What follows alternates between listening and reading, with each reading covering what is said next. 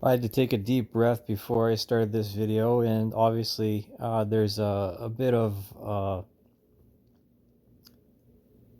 negative sentiment associated with the passing of Bill C-9. And again, it's as if in Canada we don't have rights. We have privileges that can be revoked at any one time, depending on the the prevailing winds. That's actually what I would have to say. um, from my personal experience and from reading this stuff. The there as always, there's always this attempt to hide something nefarious in something that sounds reasonable. Like it's the banality of evil. And while there's some reasonable arguments within this amendment, I got to tell you, that doesn't mean it's going to be interpreted as such. And when I called a courthouse today, I got a huge compliment. The prosecutor uh, perceived me as a legal professional, so either a paralegal or a lawyer. And I told her, no, I'm not, but I'll take the compliment of you thinking that I am. And there's this stereotype of Jewish lawyers, okay? And the reason for that is that historically speaking, um, Jews as a religious group, not as an ethnicity, because Judaism is not an ethnicity, it's a religious belief and ethos, um, a morality that's associated with the Mishnah. And so when I say these things, that means that Jews typically and historically have a very early start at learning how to argue, how to build arguments uh, of morality according to the laws of Judaism. Specifically, again, referencing the Mishnah and the Talmud. And by me saying this, again, I'm saying this with an educational and a balanced and an unhateful heart. But you got to shine the light on the things within our society that are uncomfortable and that could lead you, quite frankly, to persecution for doing so. And I've already been to prison. I'm not afraid of going to prison for talking about what's true and what's valid. I'm not gonna sit here and just take it on the chin, so to speak, right? I'm not gonna allow myself to just be knocked out cold for something that I haven't done. And so hopefully when you listen to this and you watch this video, that you perceive me as such, as an aspiring legal professional, because one day I will pass that bar. It may not be today, it may not be tomorrow, it may not be a few weeks from now, but it could be a couple of years from now. I got other fish to fry in the meantime before that even happens. But there's this history between the different religious groups of fighting for the underdog. But quite frankly, that can become a savior complex, in which we're always trying to find a new candidate, so to speak, of oppression. And when I read through this amendment, I see a lot of Jewish influences, and there is such a thing as Jewish extremism or radicalism, like radical Islam, or um, how much we demonize fundamentalist Christians because of this association with white supremacy, or with well, quite frankly, with Lutheran and German roots. Because when you think about it, the distinction between um, Marxism and Bolshevism is that Marxism, again, communism is a German invention. If you don't know this, then I feel sorry for you. You got to go back to school, quite frankly. Um, and again, so that leads towards socialism and National Socialism, which is Nazism, and they speak about Nazism again, and references to hate symbols and trying to, or say the consequences of trying to intimidate people from entering places of worship or preventing them from going to places of worship, or so on and so forth, and creating this structure within the criminal code to give legal consequence to people either attempting to intimidate or prevent individuals of any religion from entering their house of worship. So, as it says in the Bible, hold no false idols before me, straight from Yahweh's mouth, if I'm going to say it like that. Uh, so, like, the Mishnah is extremely complicated. I think there's like 64 different books, something like that. Then it's like the history of all the rabbis' teachings. If again, just if I'm wrong, forgive me for that. I still trying to figure some things out. But that doesn't mean I'm converting to Judaism anytime soon, or Islam anytime soon either. I gotta tell you, it ain't happening. And I'm not gonna force any other person to convert to Christianity on the flip side of that coin, or intimidate other people out of their belief systems. But there are glaring and obvious and frankly hostile um, attitudes, and some people that they cling and they hold on to this manufactured outrage as to sustain their political or their social service, or say their careers in social service, as a public servant, so to speak. Um, so what this is going over again, it says this is what I'm referring to, in that we have privileges, we don't have rights in Canada, and this is a big problem.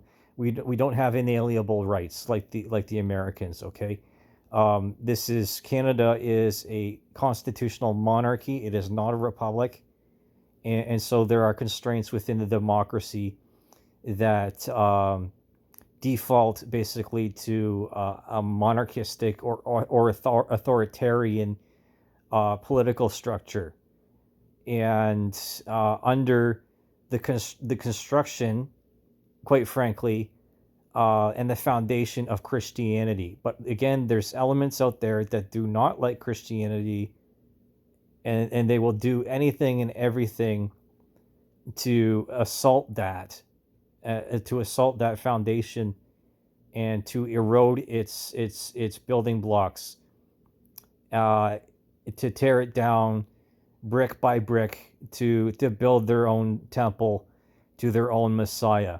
And we should be thankful for that. And I'm not thankful for that. I'm not gonna be bowing down to anybody else anytime soon. Right? I said this before. Noel Steele ain't no bitch, and it ain't gonna happen. I'm sorry. It hasn't happened before, and it's not gonna happen now. It's not gonna happen anytime soon. And this is the reference that I was talking about again, in that it says here, it means that Parliament may enact laws that limit charter rights and freedoms. The charter will be violated only when a limit is not demonstrably justifiable in a free and democratic society. So what that means is that these limitations can change by amendments in the future. It doesn't mean that it's permanent. It's basically whichever way the wind blows, and that's again, that's a really concerning thing to me, is the fact that we can just basically vote these bylaws and these amendments in, and then we can persecute anyone or prosecute any one individual at any time, depending on the prevailing winds. And that's not the way that I would want to have a judicial system operate. And having experienced the consequences of that, in which, again, if you've been paying attention and you've been listening to me do this, that the history propaganda bits and bytes, or any of these little videos, again, referencing one of my previous ones, which was the manufacturing of outrage, and having to do with the persecution of the Irish by the English in a bygone era, like 200 years ago, and which was the Republicans and the Loyalists. One was the Protestants and the other ones were Catholics, right? So that's something of what could be happening here by my observation. And again, there's these people out there that want to build this temple um, to the Noahide laws, and that's concerning to me. Again, it's something that's shown to be of something that's innocuous and that's good, and it's like the 12 commandments, but it really is not. I think there's some really backhanded um, attitudes going on here. Again, just holding on to these sentiments of the past as if they're always going to exist. And so then we go into this German style type of legislation in which we censor and we limit the speech or the teachings of certain historical figures, by which we can't even reference them or infer or um, indicate or implicate, or what's the other word I'm looking for, um, imply, right?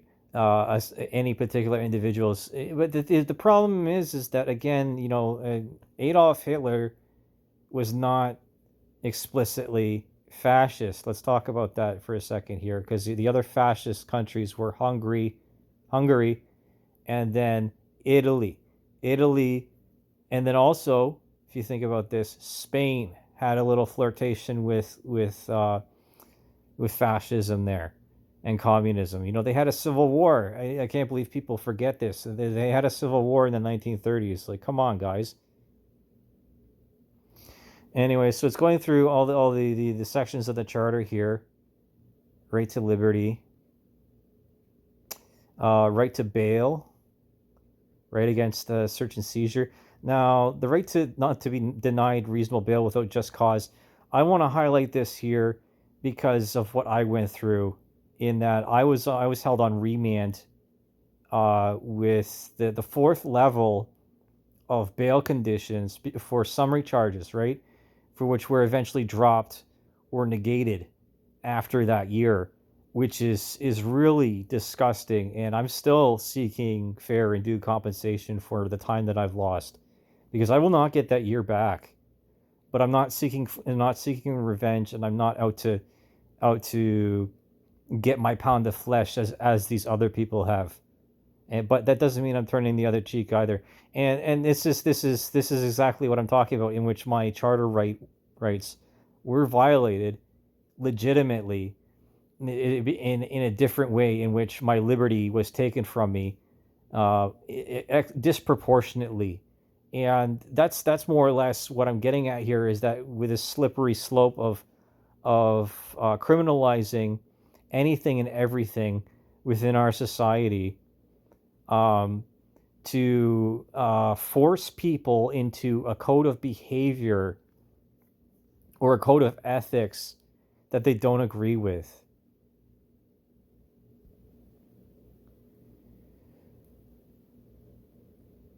Okay,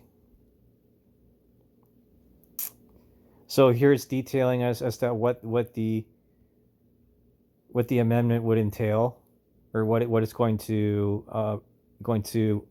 amend in the criminal code. And the criminal code is huge. There's like 201 different offenses or something like that. And I kept asking for a copy of the criminal code so I could read it while I was being held, but I was never able to get the full Monty, so to speak. I was able to get a copy of the Quran, and I read the Bible twice in my time, and to my credit, of the King James version. So those of you that know and understand early English in its first translation from Latin, how important that really is.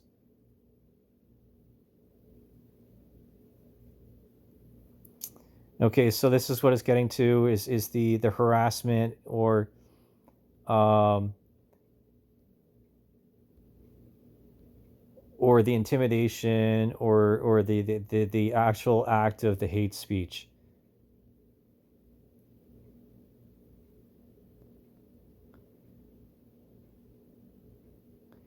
Is so again, and then it goes into the limitation of usage of symbols because um, people are really sensitive these days. You know, again, the manufactured outrage and the oppression Olympics. I would like to think that that's going by the wayside in that these people have achieved their goals. But I don't think it's going to go anywhere anytime soon.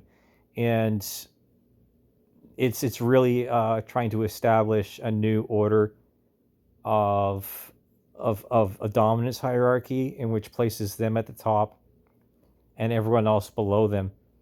Again, this general upheaval disguised as a rebalancing or a true uh, tabula rasa, a blank slate, or an even playing field, equitable. But it doesn't work like that.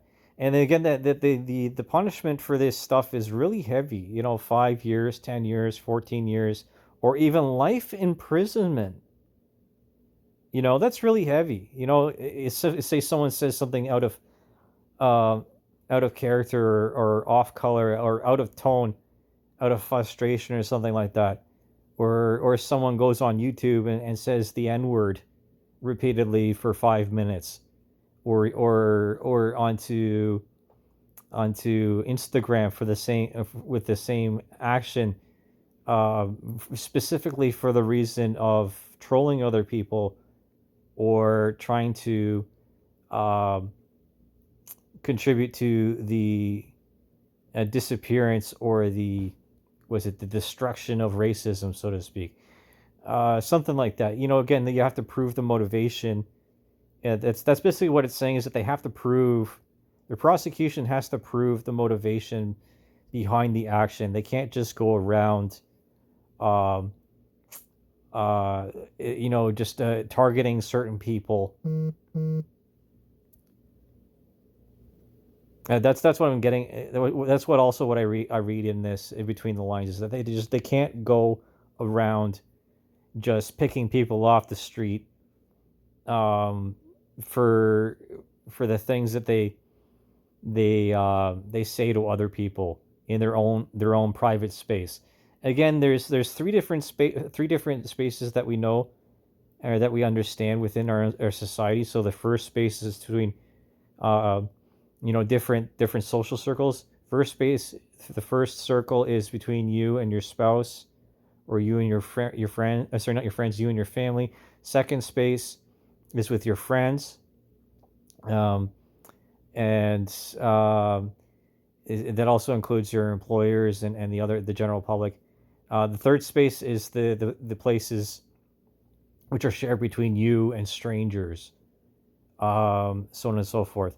And again, this is really silly to me. The Nazi Hakenkreuz, the swastika, because the swastika has been around for thousands of years, and it has been used in different religious contexts for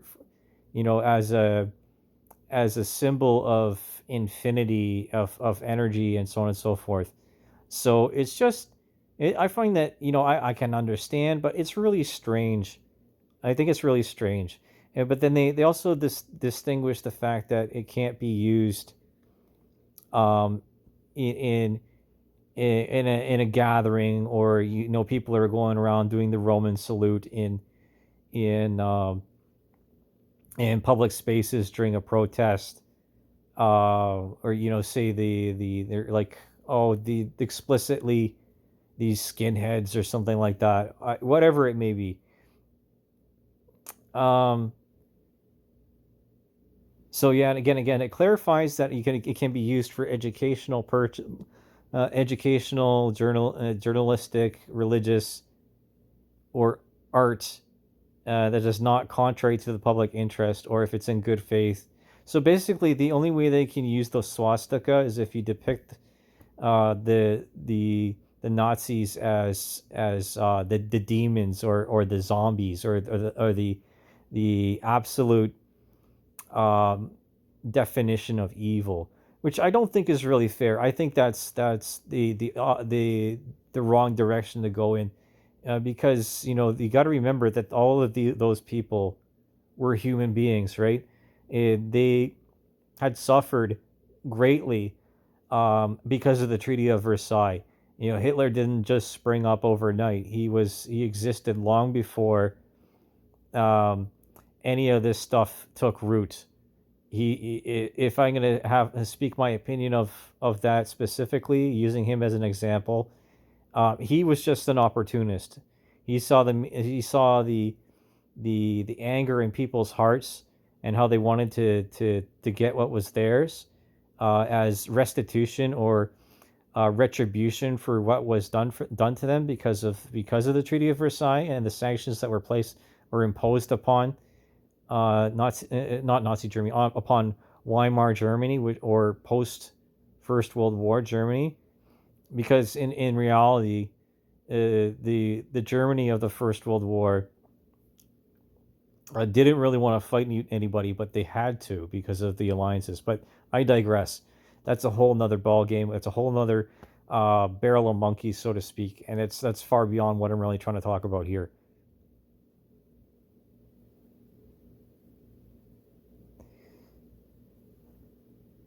So then, yeah, again, it goes about what we're speaking of, in that you can't use it um, in public spaces. So this also goes for other. This is a blanket amendment, right? I'm not happy about it, right? Again, I have some concerns about it, that are reasonably justifiable, and then hopefully this argument that I'm making here uh, is exactly that, the justification to oppose such an amendment. Because again, with the censorship bill, the internet censorship bill, I think it's like C-19. Again, slippery slope, boiling of the frog, the steady and gradual erosion, and um, a degradation of a society that used to exist, but by the actions of certain individuals, or special interest groups have specifically targeted in order to get their way. Again, strong people negotiate, weak people manipulate, and these people that supported this have been so manipulative. It truly is disgusting, and I want to share no room with them. And this is really interesting. I thought this was really interesting, the fact that they're permitting the taking of bodily samples, um, for forensic DNA analysis. And typically, that's something that's only in my mind associated with sex offenses, with child abuse, or with a attempted murder or manslaughter or something like that, um, or like serious drug offenses. So I think this is really strange. I Because you could have an academic go through the cancel culture gauntlet, and all of their means of making money have been assaulted, and all of a sudden they're on this banned book list because they criticized Judaism and the history of Jews. um, as an objective thing, and then all of a sudden it's insult to injury, and then now they have to take a DNA sample, and then they're facing jail time. I think that's really heavy-handed. I think that's really heavy-handed.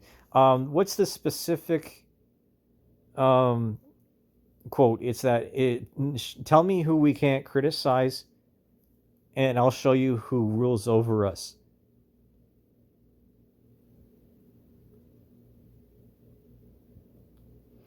And then it goes on to the peace bonds and the prohibition of firearms possession. Not like that matters much anymore in this day and era of Canada, in which the very ownership of firearms is considered to be offensive. And I've said in other videos, no amount of gun control is ever going to bring those women back. The Polytechnique, those women, young women. No amount of gun control. I'll say it again. No amount of gun control will ever bring those women back. Hopefully you can process that.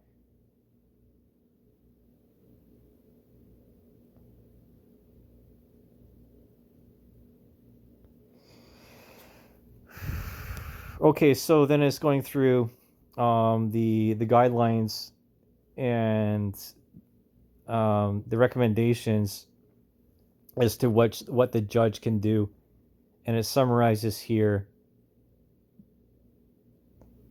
the fact that the amendment does not cancel out previous amendments to the criminal code, and that there's the same procedural actions still exist after this amendment. And again, so in summary, this is something dangerous. If I'm to say something about legislation, I'm to say something about lawyers. Again, and I said this in other videos. You put the right tools in the wrong hands, and those people will do bad things with them. You put mediocre or bad tools in good people's hands, and you'd be amazed as to what they can do. They'll bring about some great change and positivity just by the mere nature of those people. So like, I'm not taking part in this the bullshit, because the manufactured outrage and the propagation of the propaganda, which is the again the sentiment, and then the misinformation surrounding historical events, which leads people to do really strange things. And the greatest prevention to, or the limitation on extremism or radicalism, is the allowance of the truth, the uncensored, unrequentance. This is just a strange word that I'm trying to figure out here in speech. Unrelenting, unapologetic truth, and that's what I'm concerned about here. Is that, again, the propaganda propagates through the lies, and then when we make those lies into legislation, it's not just us as Canadians that that lose out. It's the entire democratic world. Let's just leave it at that.